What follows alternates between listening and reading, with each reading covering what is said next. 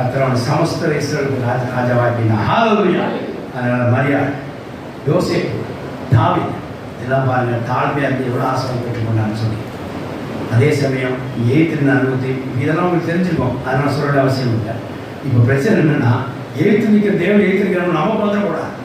அப்போ வந்து காரியங்கள் நம்ம சொல்லணும். சுயப்பெருமை, தற்பெருமை, பணத்தினால் உண்டான பெருமை, பிற புகழ்ச்சினால் உண்டான பெருமை, நம் புகழ்ந்தால் உண்டான பெருமை, தேவனுடைய தம்மை உயர்த்து கொண்டு பெருமை, தேவசனத்தோட கான்ஃபிடன்ஸ்னால நம்ம தேவசனத்துக்கு மீறாக ஏதாவது பேசி தன்னை உயர்த்துகிற ஒரு பெருமை,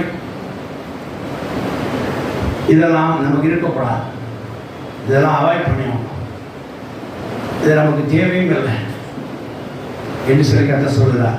இப்படி செஞ்சினா தேவன் எழுத்திருப்பாருங்கிறதை வேதாந்தத்தில் பார்க்கிறோம். ஆகையினால தேவன் மத்தியிலே நமக்கு எழுத்திருக்கிற அனுபவத்தை நாம் தவிர்க்க முடியாத நாம் பெருமையை நம்மளுக்கு ஒழிப்போமாக, தாழ்மையை தடுத்திருப்போம். தேவன் ஆசீர்வாதம் பெற்று தேவசனம் செய்வோமாக. கர்த்தர் நாம இந்த வார்த்தைகளை ஆசீர்வதிப்பார். ஆமென். ஹல்லேலூயா.